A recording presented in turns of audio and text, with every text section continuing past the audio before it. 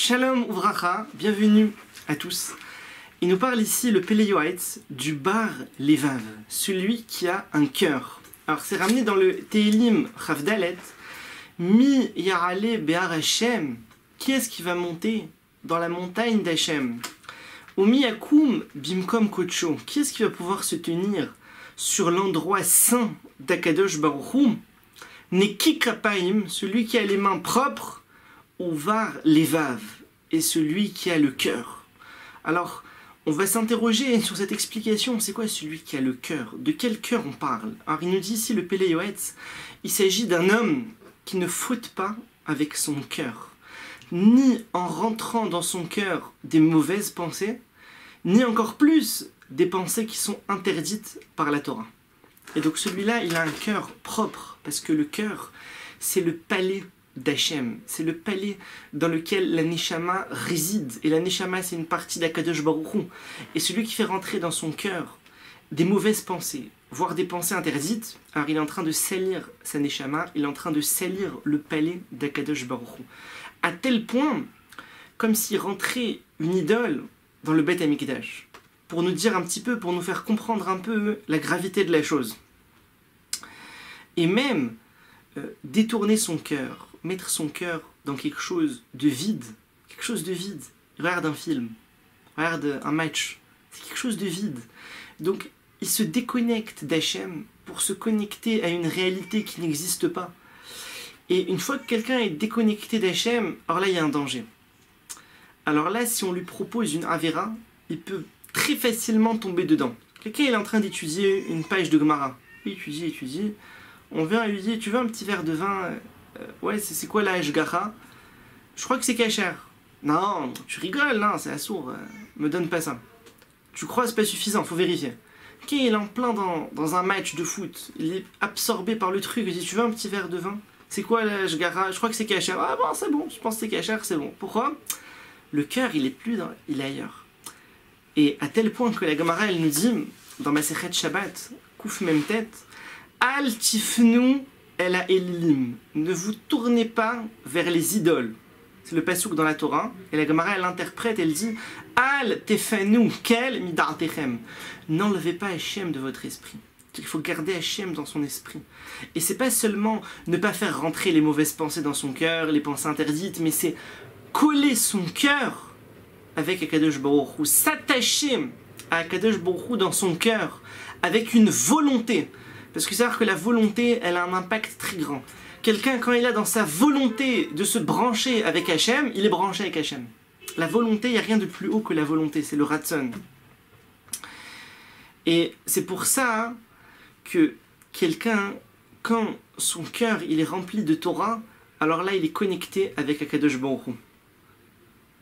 Alors bien sûr, c'est un grand niveau, on parle d'un niveau énorme, c'est très dur, mais au moins déjà qu'on sache vers où on doit arriver, premièrement, et deuxièmement, même si on n'atteint pas toujours ce niveau, alors qu'on l'atteigne partiellement et de temps en temps.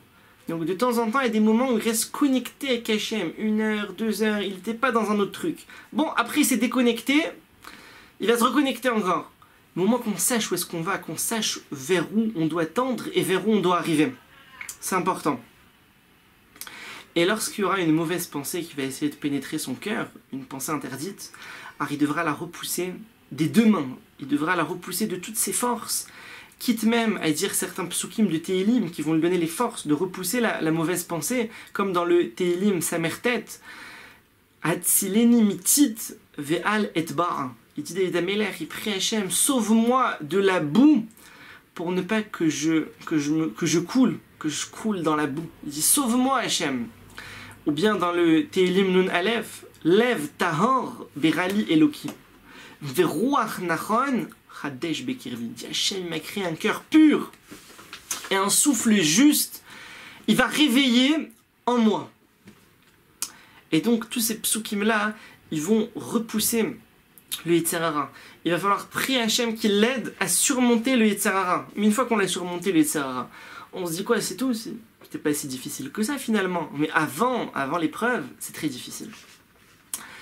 Et il continue le Pele Yoetz, là, il nous lance, il nous transporte dans une des réalités fondamentales, parce qu'il faut savoir que la réalité de la Torah, elle est plus réelle que la réalité dans laquelle on vit. La Torah, elle nous dit quelque chose, nous on voit que ça n'a pas l'air d'être ça. Il faut savoir que ce que nous dit la Torah, c'est plus réel que ce qu'on voit nous, de nos yeux. Alors, il nous parle comme si, bien sûr, il est su de tout le monde, que le but de la venue d'un homme dans ce monde-ci, et toutes les épreuves qu'il va traverser, et tous les exils qu'il va traverser, tout ça, c'est pour ramasser les Nitzotse Akdusha, c'est-à-dire les étincelles de sainteté, qui au moment de la faute d'Adam Arishon, ils ont été éparpillés dans le monde entier, sous diverses formes, divers endroits, et nous, qui faisions partie de la faute d'Adam Arishon, notre Neshama, il était là-bas. Donc maintenant, notre travail, et c'est le travail de toutes les générations, de toute l'humanité, c'est de reprendre ces étincelles-là qui sont tombées bas et de les faire remonter. Et c'est ça, c'est l'intention qu'on doit avoir dans notre filote, dans notre étude de Torah, dans nos mitzvot. Tout ça, c'est des moyens qui vont nous permettre de faire remonter les étincelles de sainteté à l'endroit où elles étaient avant la faute d'Adam Arishon. Et c'est pour ça que quelqu'un, quand il mange, quand il boit, quand il fait quand il a des problèmes, il a des difficultés, il doit prendre ça avec amour. Parce que c'est Akadosh Baruch Hu qui l'amène vers la réparation de l'étincelle qu'il devait réparer à ce moment-là. Et c'est l'exemple d'un roi dont les enfants ont été pris en captivité dans un pays lointain. Maintenant, quelqu'un, quand il va sur le chemin, le roi il envoie un commando d'élite. Ils sont sur le chemin, ils avancent comme ça, ils s'infiltrent jusqu'à ce qu'ils arrivent à l'endroit. Et durant tout ce chemin, ça va être très dur. Ils vont devoir passer des gardes, passer des frontières, se faire tirer dessus. Ça va être très dur jusqu'à ce qu'ils arrivent à l'endroit où sont les enfants du roi. Mais étant donné qu'ils sont là en mission, ils sont infiltrés, mais tout ce qui va se passer, à leurs yeux, ce sera pas dur. Parce qu'eux, ils sont là pour ça, ils connaissent leur but, le but de l'opération, ils le connaissent. Quand quelqu'un il connaît le but, c'est facile pour lui. Si on demande à quelqu'un, on lui dit fais quelque chose, et il comprend pas pourquoi il le fait, c'est très dur. Mais quand on lui dit fais ça parce que ça, là il comprend, il sait où est-ce qu'il va, pourquoi il le fait, c'est beaucoup plus facile. C'est une réalité. Donc là c'est la même chose. Et ce commando, ils arrivent à récupérer les enfants du roi. Et maintenant il y a tout le chemin retour à faire qui va être aussi très dur. Cette fois-ci il faudra aussi protéger les enfants du roi. Jusqu'à ce qu'ils retournent, ils arrivent chez le roi. Et là le roi il les reçoit à bras ouverts. Et bien sûr il remercie tous les hommes du commando qui ont risqué leur vie dans des conditions terribles pour sauver les enfants du roi. Et les hommes du commando, c'est nous, c'est le Ham Israël. On fait des mitzvot. Et des fois pour faire une mitzvah c'est très dur. Des fois quelqu'un il se fait même humilier. On lui dit mais qu'est-ce que tu fais? C'est quoi ça? T'es fou quoi? C'est quoi ces boîtiers sur ta tête noire? Qu'est-ce que tu fais? Donc quelqu'un des fois il se fait humilier pour une mitzvah. Il se fait mépriser des fois. Des fois par son entourage, des fois par des amis, par des gens qui voient. Et malgré tout il continue, il a fait la mitzvah, il a sauvé les enfants du roi, il a pris cette étincelle qui devait remonter, il l'a fait de remonter. Et à l'inverse, maintenant qu'on a compris ça, on comprend aussi l'inverse. Lorsque quelqu'un fait une avéra, il y avait une étincelle qui était déjà montée, on avait fait tout le travail. Et lui, il vient, il prend les enfants du roi, il les ramène en retour et dans l'avion, il les renvoie dans le pays lointain, là-bas, chez les captifs. Il les renvoie là-bas. On dit, mais t'es malade, il a fallu 7 mois pour les sortir avec un commando, truc, et toi tu viens et tu les renvoies là-bas, c'est terrible. On dit, c'est ça la Havera. On dit, la Havera, ça prend des nitzotzot qui étaient montés, il les fait redescendre. Il faut tout recommencer, le travail il est à refaire. Quand on comprend ça, on se dit ah ouais c'est quand même une avéra, c'est terrible. On le voit pas, mais le travail il va falloir recommencer. Des fois quelqu'un il peut avoir souffert, jusqu'à ce qu'il ait réussi à... Après on dit tac, il faut tout recommencer. C'est pour ça que des fois quelqu'un, c'est nitzotzot, il monte souvent avec les brachot qu'on fait sur les aliments, souvent. C'est pour ça que quelqu'un, des fois, quand il arrive dans un nouvel endroit, il a voyagé, il a pris 3 bus, 2 trains, il est arrivé là où il devait arriver, il avait un rendez-vous, il avait une consultation, et il arrive là-bas, en général, il a envie d'acheter un truc, dans un coca, une boisson, un gâteau, il a envie d'acheter un truc. Pourquoi cette envie-là? Parce que maintenant, sur ce lieu-là, il a une étincelle, il n'est pas là pour rien, il a une étincelle à réparer dans cet endroit-là. Et il va faire une bracha, il va faire sheakol, il va faire maisonot, ça va prendre l'étincelle, elle va remonter.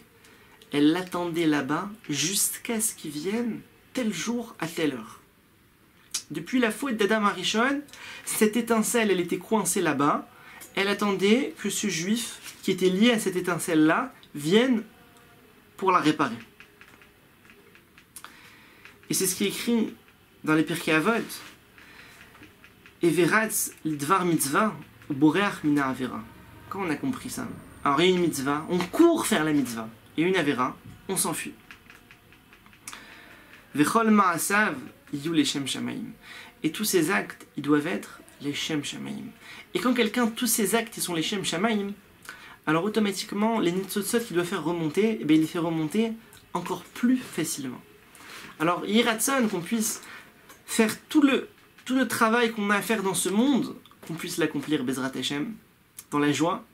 Tevorechu mipi Elyon, soyez bénis de la bouche d'Hachem. À bientôt.